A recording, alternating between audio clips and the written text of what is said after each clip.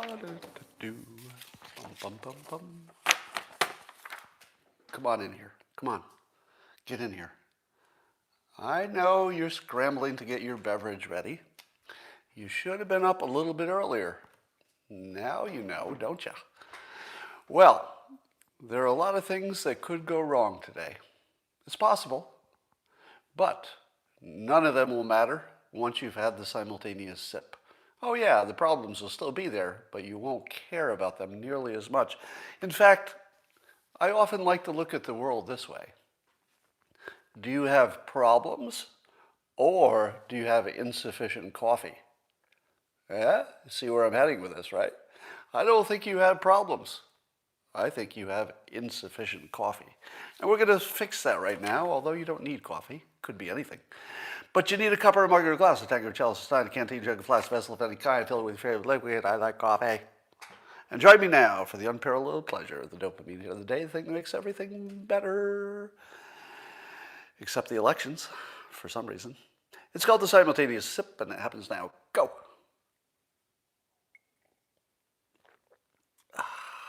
Just as good as I was hoping. Maybe better. Well, have you seen my mascot on Twitter? A lot of you are not famous, but when you get famous, you can get a mascot.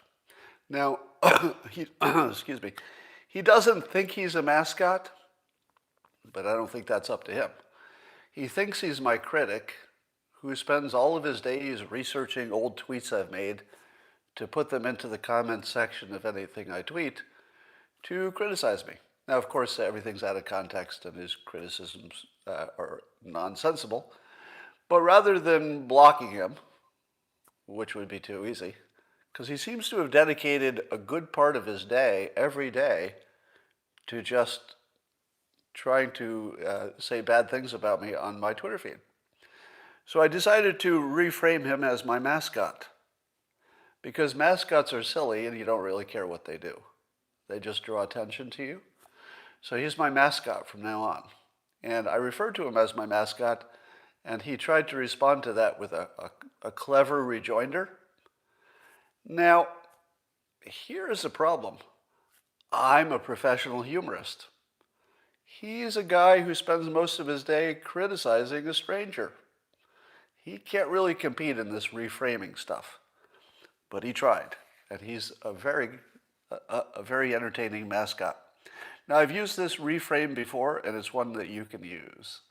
I've told you this before. Back when I owned a restaurant, one of the employees decided to do a protest. So he staged his own protest every day with a little sign, just by himself, in front of the restaurant. And day after day, he'd be there. And my manager at the time said, what do we do about this? And I said, do about it. Why would you want to fix anything? Not everybody gets a mascot. And so we redefined the protester as a mascot. And as soon as we did, it just was fun. And I'd come by, it's like, hey, where's the mascot? Oh, he was just here. He'll be back in a while. Took a break.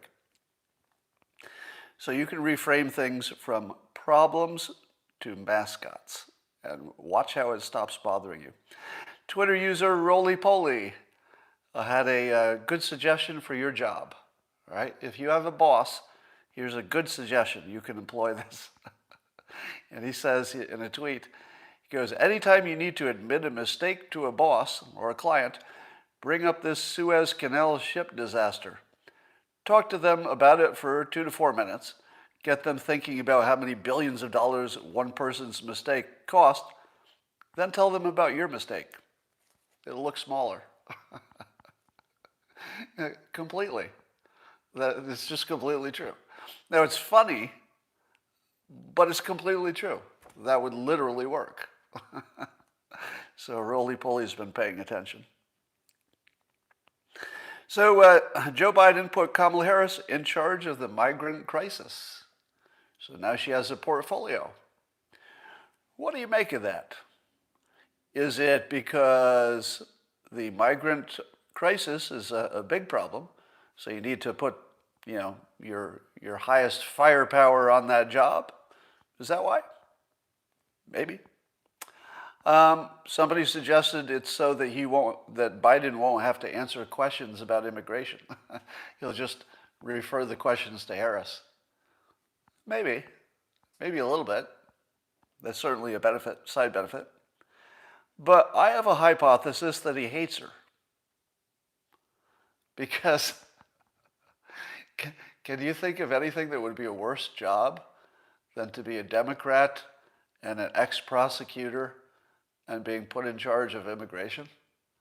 I literally can't think of a worse penalty because she's been so nice to him. I mean, other than calling him a giant racist during the primaries. If you don't count that, she's been really nice to him.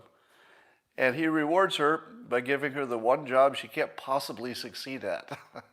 It's like an impossible to succeed situation because the Democrat philosophy makes it impossible to do anything practical. So I feel like Joe Biden hates Kamala Harris, and he's just, he's showing us in a very, very beta way. All right. Or it could be just the vice presidents get portfolios and that was hers. That's the other possibility. When Biden was asked about the press conference that he will be having today, we're all waiting for that. That'll be interesting. I'll be watching that. And Biden, when he was asked if he was preparing for the press conference, Biden said, "What?" And then the question was repeated. And then he said, "What press conference? Are you worried yet?" Now, my interpretation of this is that he was joking, because it is very much like the dad jokes he likes to do. He just, when Peter Doocy would ask him, who are you going to appoint to do whatever? He likes to quip, "You, I'm going to appoint you." It's just sort of his dad joke, brushing something aside. So I'm pretty sure he was joking about saying what press conference, given that it was such a big story and everything. It was funny. Well, or he thought it was funny. But here's my professional humorist advice on self-deprecating humor. Now, self-deprecating humor is not something that everybody should try. There's a right way to do it and a wrong way to do it. A good self-deprecating humor would be, "Oh, I have to do whatever my spouse tells me to do," or "my secretary is really the one who's in charge," or "Well, I don't know what I was thinking. I was so dumb." But you don't really take those as being too serious, right? The person doing the self-deprecating humor is clearly not really insulting themselves. They're so much in power that they can insult themselves without really any risk. But here's what you don't want to do if you've got some accusations or suspicions that you might have dementia. You don't want to play a joke where it looks like you have dementia. I'm just saying, in the world of self-deprecating humor, don't do the one that actually looks true, right? You want to do the self-deprecating on the things that people think is not true.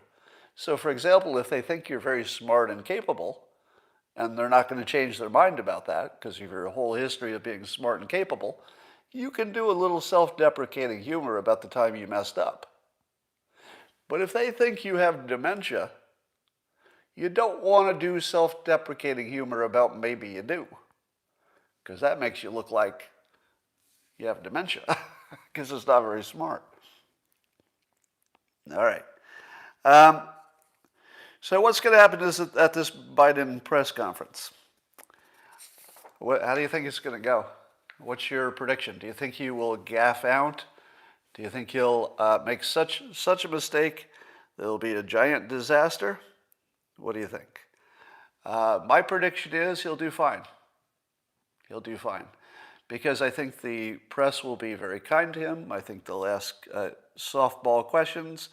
The few people who don't, let's say the Fox News people, he'll brush them aside and joke about them and say the canned thing that's written down in front of him, whatever. Yeah, he'll do fine. I think he'll get through it. It would be surprising if he didn't. It won't be great, but don't you wonder how the press will treat it? Well, wonder no more, because even though it hasn't happened, I am going to read you some of the reviews of his press conference before they even happen. You ready? Let me find here.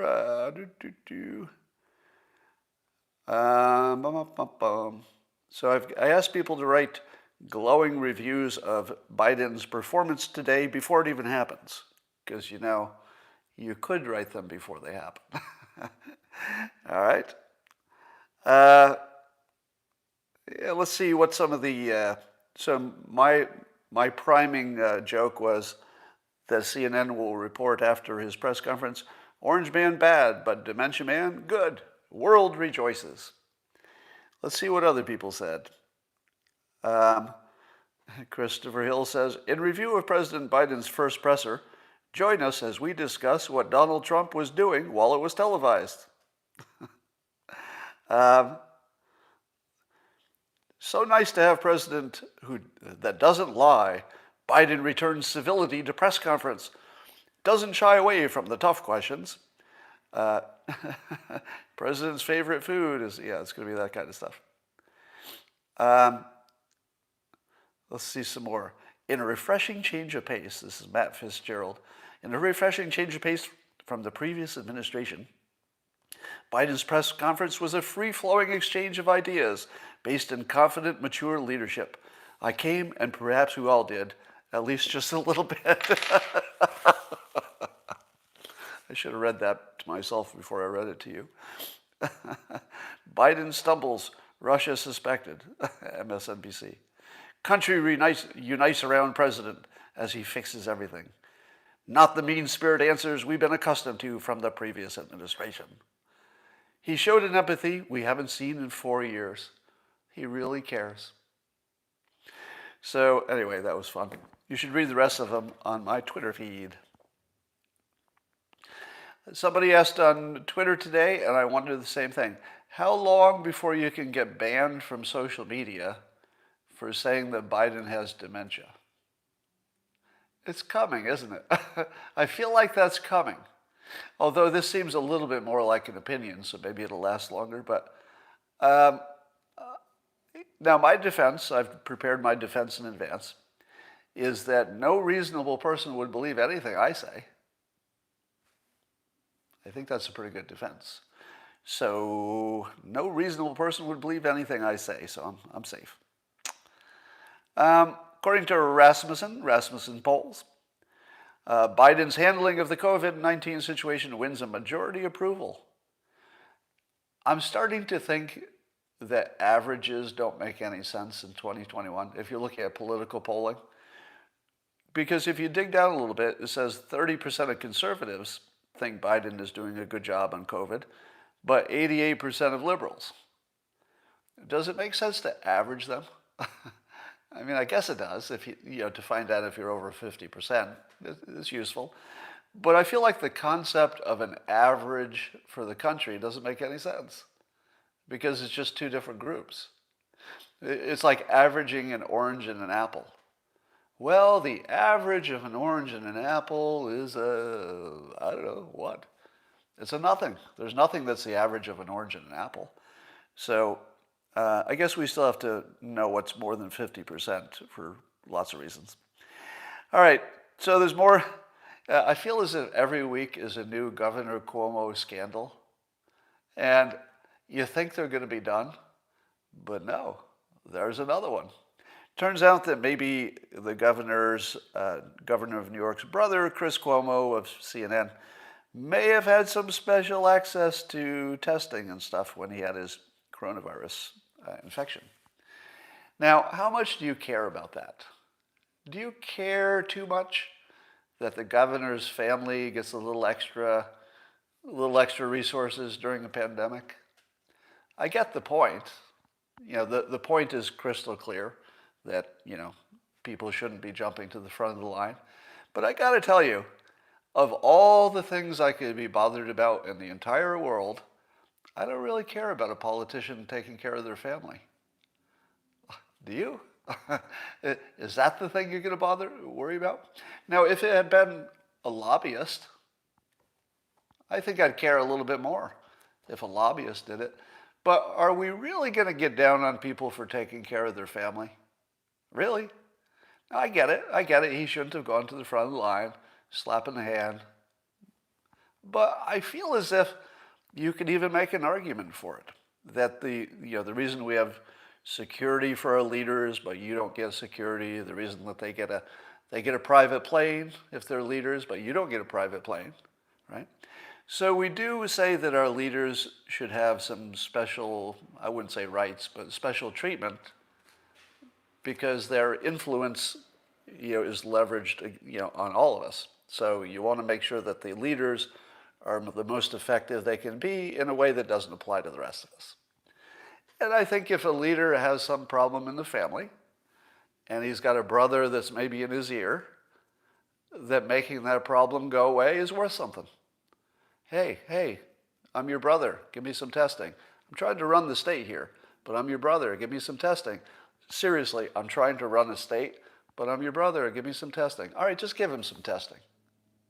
Just give him some testing. We'll be done with this. Now I'm going to go run the state. Honestly, I don't care about this at all. I realize it's part of the bigger story, but I wouldn't care if Trump did it. I wouldn't care if a Democrat did it. Let them take care of their family. I'm okay with that. But I get the argument against it. It's not mysterious. Let's talk about voter ID laws. You ready? All right, here's the meaty part of my show today. All right. So something like half of the country is against voter ID laws. I don't know what the exact percentage is, but it's usually half when we're talking about politics. But what's the argument? And I keep waiting to hear the argument in favor of not requiring ID to vote. And I assumed that there was an argument, but I just wasn't aware of it. So I did a little bit of research, a little bit today, and I'll tell you what I found. So half of the country thinks that that the republic would be better off if the people without IDs do get to vote. What's the argument for that? Have you ever heard it? Is the argument, now it seems to me that the argument for having no voter IDs either has to be something that's good for the republic, good for the country, or it's good for the individuals who are doing the voting. Ideally, it's good for both, right? That would be the win-win. But it's got to be good for at least one of those two groups, or else why are we talking about it, right? So is it good for the republic? Let's say, would better decisions be made if we threw into the mix the population that does not have identification? Is there anybody arguing that it would be? That we would pick a more qualified leader, or that we would have better decisions or policies if the people who can't get identification or don't have it for whatever reason vote? If you throw them in the mix, do you get better decisions? Because I've never heard anybody argue that, and it seems counterintuitive, right? So if it's not that, what's the point? If you're not getting better decisions, what's the point? Well, here's another possibility. The other possibility is you don't want to disenfranchise American citizens. You don't want people to feel that they're not part of the system, because then they won't, be cooperative and beneficial and, buying into the whole process. And I think we would all agree that if citizens buy into the system, whether it's jury duty or voting or anything with the Constitution, the more you can get people to participate and buy in, that's better. Do we all agree? The more participation, the better. But here's the thing. Do these people who don't have identification, is voting in their top 100 priorities? If you went to them and you didn't tell them that the topic was voting, you just say, look, I'm a researcher and I want to ask this question. Write me a list of all the things you care about, your top priorities from top to bottom. I want to see a list, and make 100 of them. It might take you all day, but I want 100 priorities for you. And they probably start out with, health and money and, freedom from crime and get my kid an education and, not have racism in my life and no gun violence maybe, whatever. And after you got through the top 100, how low would you have to be? Now remember, these are unprompted. These are people you just say, tell me your problems. Don't answer a question about voting. Just tell me your problems. Where would this be? It would not be in the top 100, would it? Because it seems to me that the people who don't have ID, certainly their poverty is, maybe almost certainly the top reason for that. But I don't think they care, do they? Or let me put it this way. Rather than reading their minds, let me say this. Is there any evidence that they care? Because I've never seen any. So if voting without ID is not beneficial to the republic, there's no argument that gives you better decisions. And it's not necessarily good for the people who don't have IDs because they don't probably care. And I haven't seen the evidence that they do. If somebody did a survey of it, that would be different, I suppose. Now, so what's the point of it? So somebody pointed me to an ACLU argument. So now we don't have to wonder, right? So I was just guessing what's the point of it. But now we're going to read the ACLU's argument, why we should not have voter ID laws. You ready? Now the ACLU argues in public. So you got lawyers involved, right? Expert arguers, people who are good at making their points. So if the ACLU can't give me a good argument for this, does it exist? Well, let's find out if they have one first. So here's what one of their articles says. Number one, voter ID laws deprive many voters of their right to vote. It deprives them of their right to vote. That's the first statement they make. Is that true? What do you think of that? Does it deprive people of their right to vote? Well, I'm no constitutional scholar, but does the Constitution specify that your right to vote includes any way you want to do it? Does it? Is that in there somewhere? Because I'm no expert.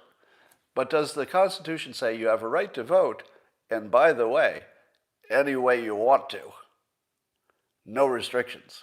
Now, I would like to vote the following way. I would like to write my vote on a napkin. Then I'd like to wrap it around a brick and throw it through a window of Congress. Why can't I do that? Are you going to restrict my right to vote? That's the way I want to do it.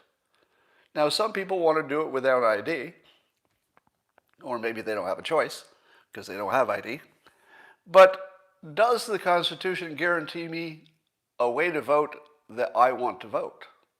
Because I don't remember that language in the Constitution. All right, let's go on. Let's see what else the ACLU says. It would reduce participation. True or false? True or false? It would reduce participation. Yes. So that's a good point, right? No, it's not. It's not a point. It's a fact. A fact is not an argument, right? It's just a fact. You need an argument, a reason. A fact doesn't tell you anything. So if it reduces the number of people who votes, or even if it doesn't, it's still just a fact. It's not a reason. So far, I haven't seen a reason that makes any sense. Have you? Let's keep reading. I'm sure they're getting to the good stuff. Oh, here we go. Here's the kill shot. I thought there were no good reasons, but then the ACLU gets to the meat of it. All right. So the other ones were sort of weak, but this one, I think, this takes it home. All right. So here's the strong argument for why we don't want voter ID laws. Because it stands in direct opposition to our country's trend of including more Americans in the democratic process. What? That's not a reason.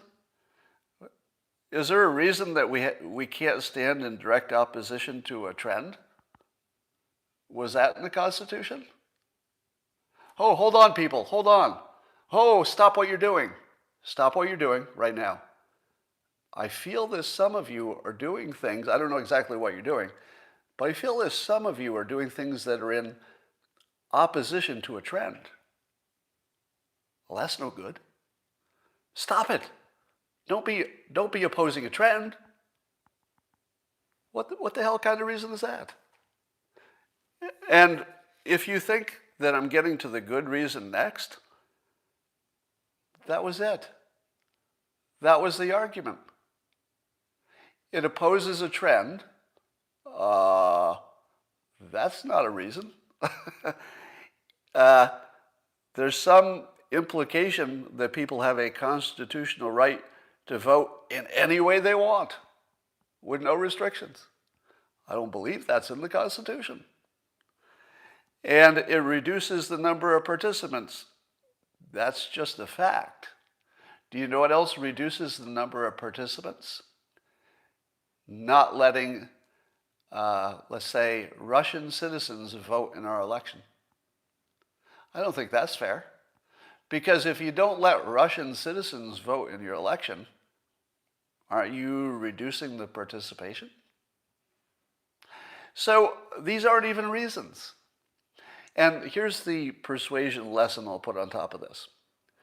Do you see how easily you can be fooled into thinking that there are reasons because there are words? But there aren't any. There are literally no reasons. I'm not saying, and I want to be careful here, I'm not telling you that I've looked at the reasons and I disagree with them. There are literally no reasons offered. You get that, right? They're not saying we disagree with you, here's my reason. They're not offering any reasons. Why is that? Well, obviously the reason is that you Democrats want to win elections. But they can't say that out loud. So here's my question. What do you think is a bigger problem for people who don't have identification? That they didn't get to vote in an election in which they don't understand any of the issues? Let me make a statement that I feel is fair to make. That the people who can't get it together to get identification in the United States, now it does cost something. It could cost you a couple $100. Got to get your birth certificate, etc. So poverty is a real reason not to have identification. That's real. But I don't feel like these people are adding a lot to the process. That's what I'm saying. And it has nothing to do with race. You know, as soon as you think it's about race, you're in a different conversation, because I'm not in that conversation. Now, here's another reason. I don't think it's specifically on the ACLU thing, but that if you, there's a gigantic difference in what people have identification and not. So did you know that 11% of US citizens don't have identification? Did you have any idea it was that high? 11% of US citizens don't have any identification. Did you know that? I didn't know that. I actually thought that the number who didn't have identification was, trivial. I thought it'd be more like 1%, 2% tops. 10%, or I'm sorry, 11%? But it's even worse than that if you go down to the racial component here, because I think Black Americans are way less likely to have identification than white Americans. So what you would end up doing, here it is. Minority voters are disproportionately lacking ID. This is also from the ACLU site. Nationally, up to 25% of African Americans of voting age lack government-issued photo ID. Are you kidding me? Are you kidding me? 25% of Black Americans who are of voting age don't have photo ID? Did you have any idea that it was that high? I had no idea. Again, I would have guessed 2%. But 25%? I'm off by, 10 times? Somebody says they're called children. No, specifically they're saying it's the number of the people who are of voting age. So specifically 25% of voting age. If you throw the children in there, it's like 50%, right? So the first thing we have to realize is we've got a real big problem with identification. So which party is it who is saying, let's fix this problem with no identification? Because how are these people with no identification going to function in society and, move to the next level? What the hell can you do without identification? How do you get a reasonable job without identification? So I would say that we should have a national movement to get everybody identified. And if it costs $200 to get identification, it should be free. Why doesn't the government just, in fact, here's something the Republicans should do. If Republicans are going to be on the side of you have to have ID to vote, they need to put some money in it. Put some money in it and say, look, we're going to make it free to get your birth certificate so you can go through the process. Or we're going to take all the birth certificates and we're going to digitize them so that you can just ask the federal government for your ID and we'll just give it to you for free. Because I assume that the reason you pay for your birth certificate is that a hospital does it or the state or somebody. It must be somebody who incurs some cost to do that. Take them away. So I would say that the Republican argument without a plan to get people IDs is bankrupt. It's a bankrupt plan. So the Republicans, if they're not trying to fix the problem of ID, you can't give them any credit. No credit at all. And the Democrats, if they don't have an argument for their side, you can't give them any credit at all.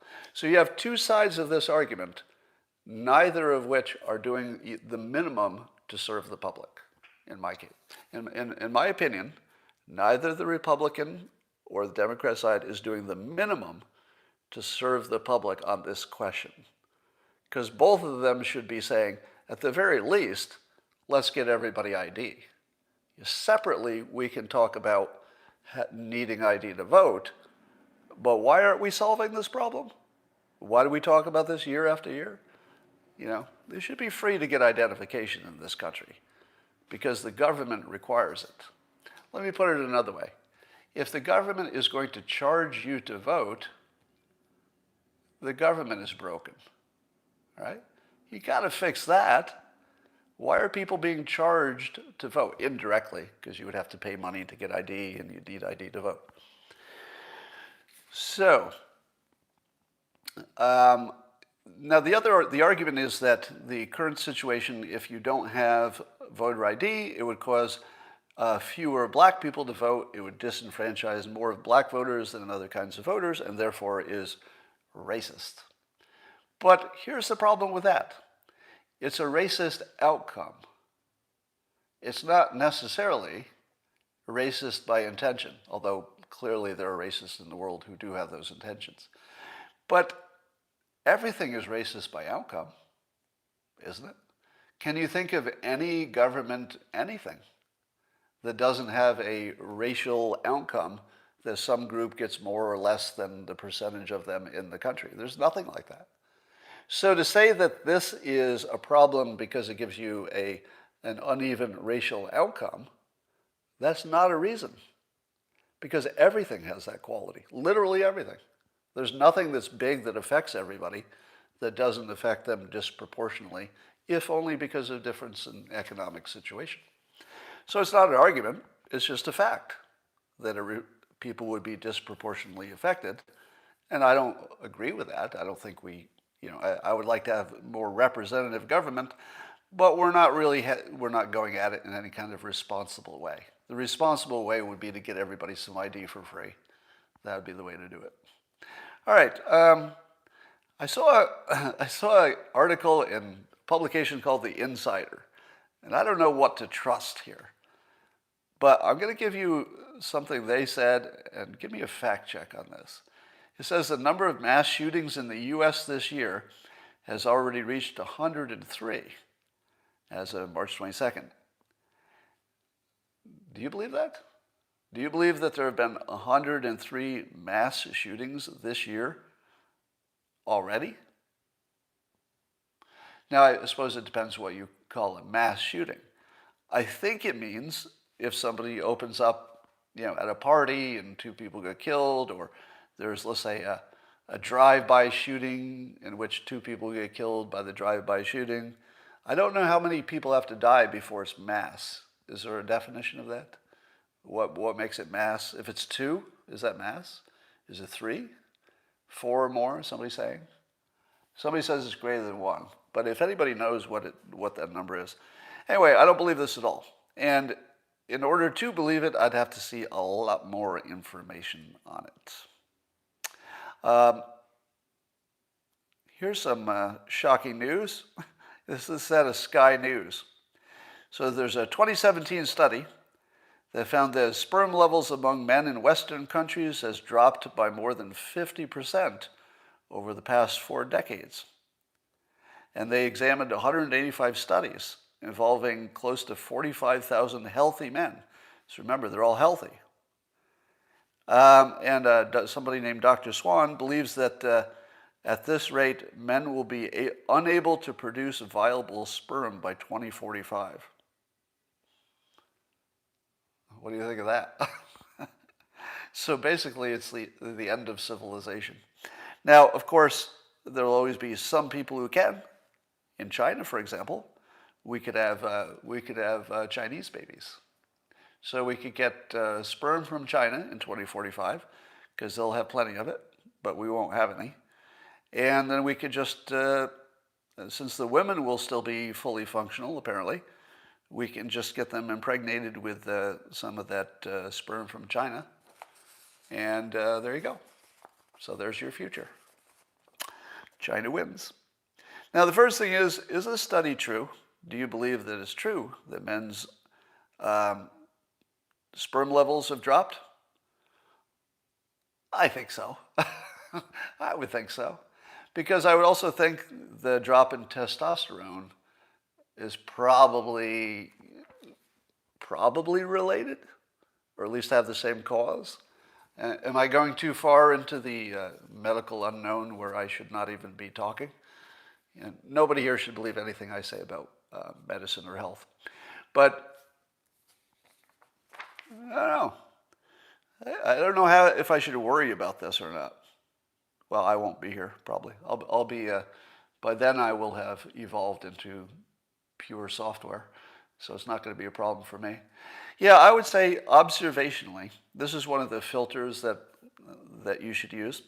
If you see a scientific study that doesn't match your observation, you should be skeptical. Now, that doesn't mean your observations are reliable. That's why we do science. But if they don't match in a very obvious way, you should ask some questions. But if you hear that people's, let's say, men's testosterone level has decreased greatly in recent years, that matches observation, doesn't it? If I had to ask you, I'm not going to show you any studies, but what do you think? Just sort of look around. What do you think? Do you think the testosterone level is a little lower? I think most people would say, yeah, it looks like it. And so the science and the observation match. Doesn't mean it's true, but it's better than not matching. Well, there's always a new scare when it comes to the coronavirus, and here's my favorite in the news. India has discovered a new, quote, double-mutant variety of COVID-19. That's right. No longer will we be simply dealing with a single COVID problem. We're going to have double special mutants. And when the double special mutants come after you, well, you're in trouble. Now, how worried should you be about all these double mutant monster COVID things? Well, I wouldn't be unworried.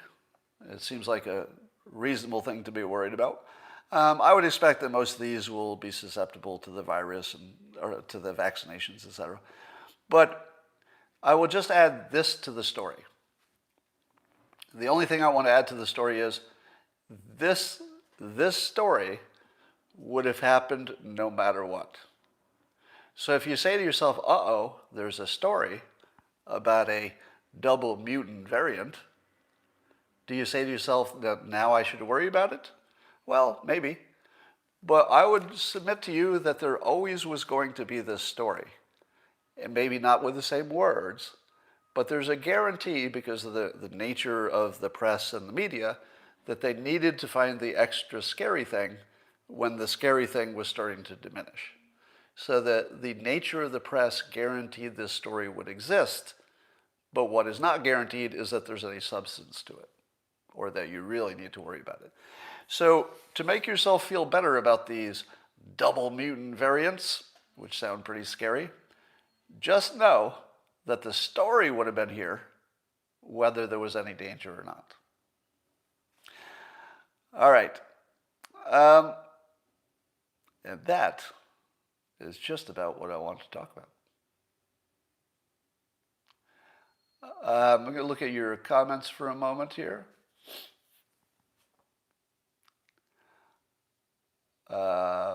Just looking at some of your comments here. How is 1984 coming? So I told you I was going to read the book 1984, which amazingly I'd grown to this age without having read yet.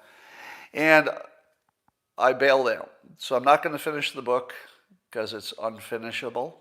And here's the reason why. I do not consume media that is a bummer, that makes me feel bad. I got the sense of it. I could read the Cliff Notes. I don't need to live in the world of this guy who's suffering for an entire book. And anybody who does that, I don't understand why you do that. Are you reading the book for entertainment? So when it stops entertaining and it just starts hurting, like it actually just hurts to read that book because it makes me feel bad. So why would you read a book that makes you feel bad? Why would you watch a movie with sad things in it? It's just bad strategy. Why would you listen to music that makes you feel bad thinking about your mate who cheated on you or whatever? Just don't do it. Just stay away from all the media that is filling you with bad thoughts. You're not gonna miss anything because it isn't too hard to know what 1984 is about. Just read the Wikipedia page. You're done. Give yourself 15 seconds of pain to learn something. You don't need 4 hours of pain to learn 15 seconds of useful stuff. So stop watching crappy movies. Stop reading bad books. If they don't teach you or make you happy, skip it. Because bad news should be condensed, not expanded. The last thing I want to do is read about somebody's fictional problems. I got plenty of problems. The world has plenty of problems. I'm not going to read fiction with problems. That's the last thing I want. All right. You can't take it too seriously, yeah.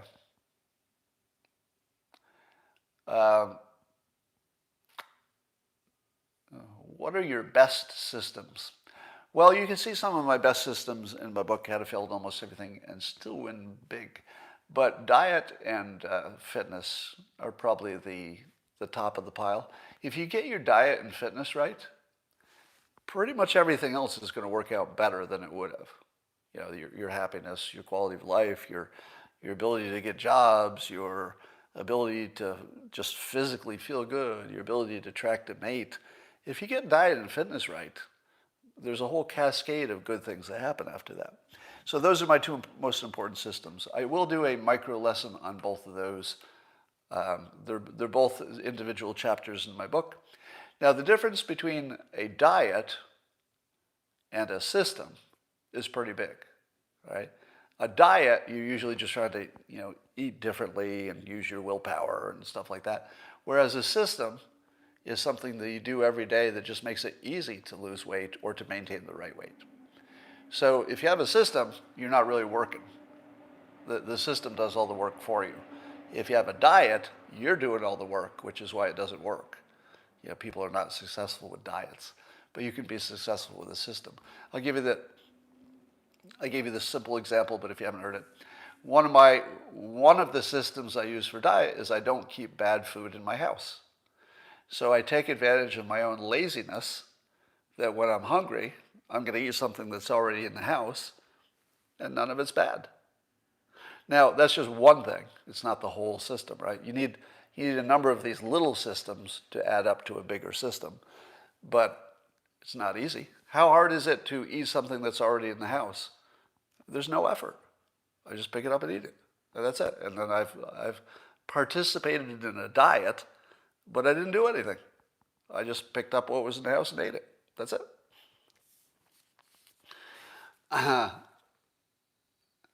Somebody says, it is easy for you. You don't care about food. That's exactly right. Yeah, the most important thing you need to know about diet is that we have different cravings and desires for food, and it will be much easier for people like me, because I don't have those cravings as much as other people. It is, however, true that everybody, no matter what your level of craving is, can greatly reduce the pain of dieting by having good systems. So yeah, some people will be better than others, but the systems work for everybody. They're universal. Somebody says, the willpower starts at the grocery store. I disagree. I disagree. The willpower starts before you go to the grocery store. Because if you went there hungry, you did it wrong. That's a bad system, right? Shopping while you're hungry is a bad system. So just don't do that. Somebody says, I have the extreme opposite. I like food so little, it's a discipline to eat. I do know people like that. I know actually several people like that, who for them eating is just a chore. They'd rather not do it at all. Can go all day without eating.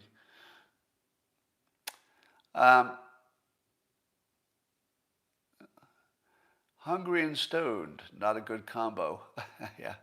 So here's a system if you are a marijuana user.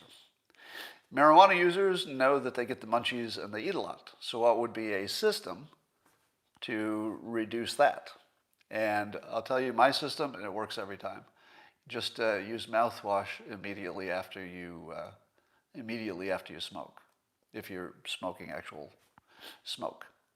I forget which one I use. It's Colgate or something. I think that's the one that works the best. But if you just do mouthwash immediately after, it gets rid of your cotton mouth. It just gets rid of it. And you don't get hungry, because there's something about the mouth feeling that triggers your hunger. It doesn't seem to be entirely a mental thing.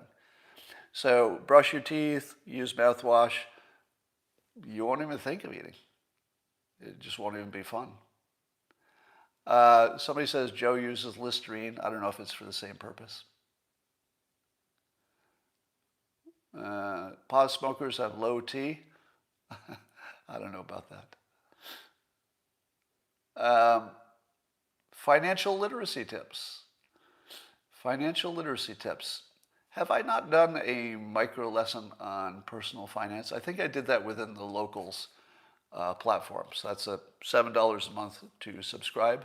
And by the way, my goal with the Locals stuff, that's a platform for people who want to subscribe to my extra content.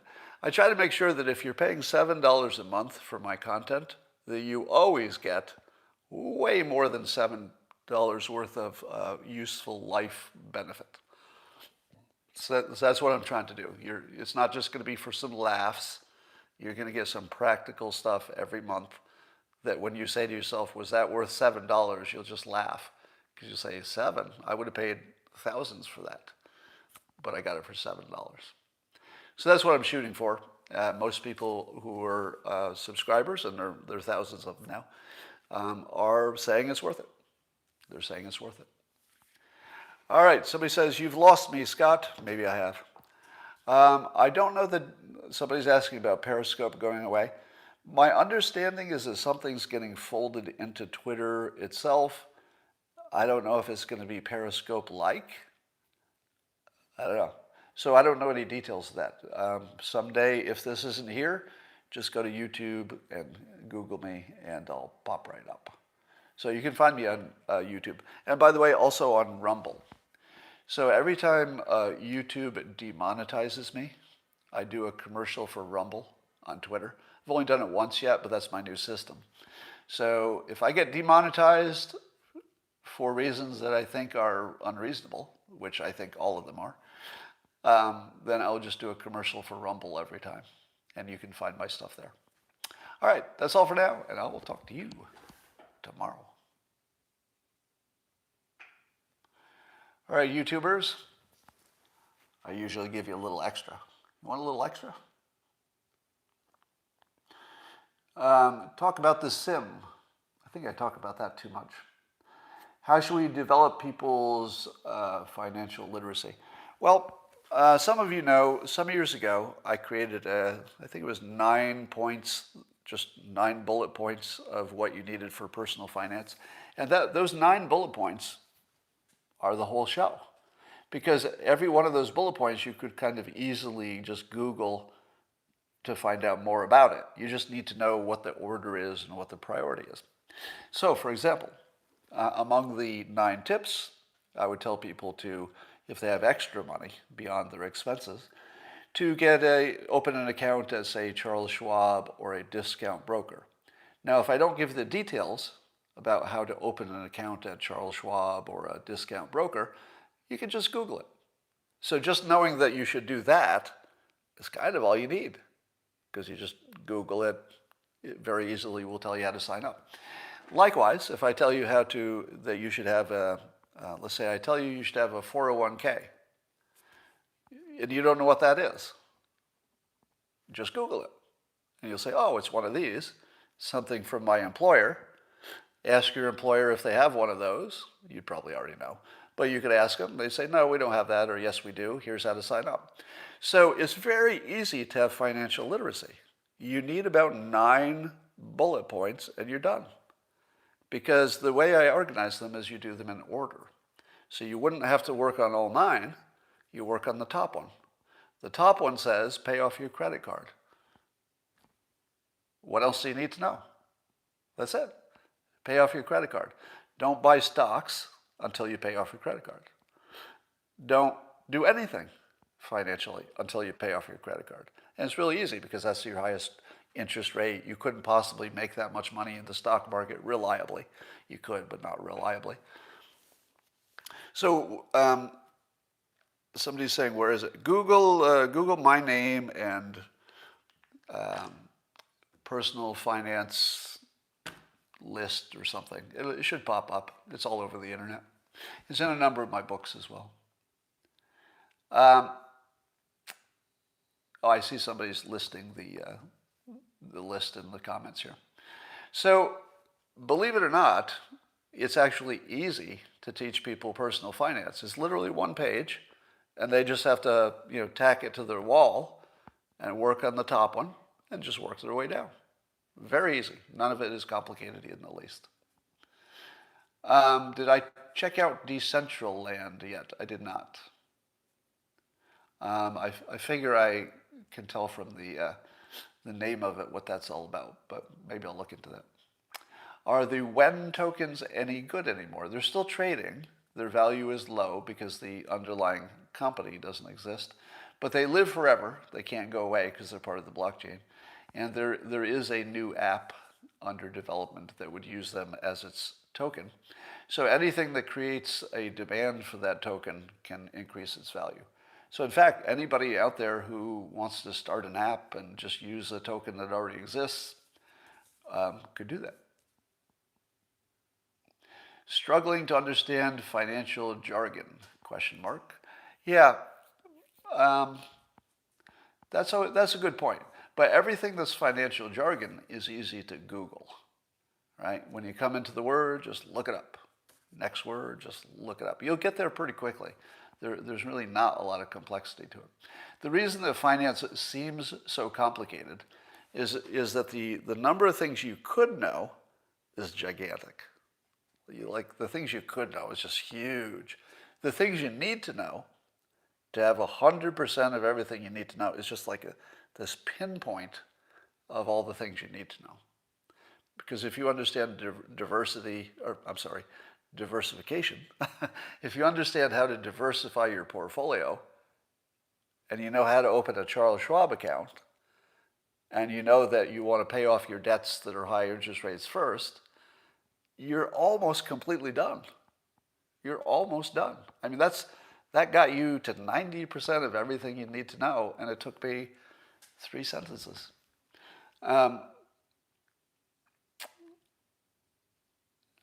Sunk costs is a good thing to know about. Yeah, there are a lot of psychological, let's say, obstacles to being a good investor that you should learn about as well. But if you get an index fund, you don't have to worry about that either. Do I own guns? There's a question I would never answer. Would you answer that question? If somebody asked you in public if you own guns, would you answer that question? You shouldn't. Never answer that question. That would be the worst question you could ever answer. Here's my answer. I'm very pro Second Amendment. So if you want to mess with my house, that's all you know. All right? The rest you're going to have to guess. I'm pro Second Amendment, and if you're in my house and you mean no good, I could kill you in a heartbeat. I mean, I'm just telling you my mindset. If you came in my house to do harm to me in any sense, I could kill you in a heartbeat. I wouldn't hesitate for a second. And I'm pro Second Amendment. So do you want to know if I own a gun? You don't get that information. So, with your hands. I could easily kill somebody with my bare hands. If I had to, right? If I didn't have a reason. Of course not.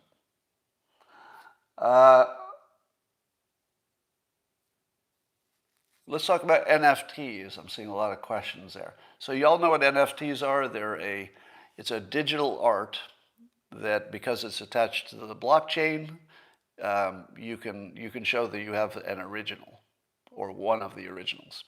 So that creates value and allows people to trade them, and it's like any other art that can go up in value. But the Dilbert NFT it's already created, but it hasn't been published yet for you to buy. We're working on some technical stuff behind the scenes, because it turns out when you actually get ready to publish your NFT, there are a whole bunch of technical decisions and technical things you need to set up.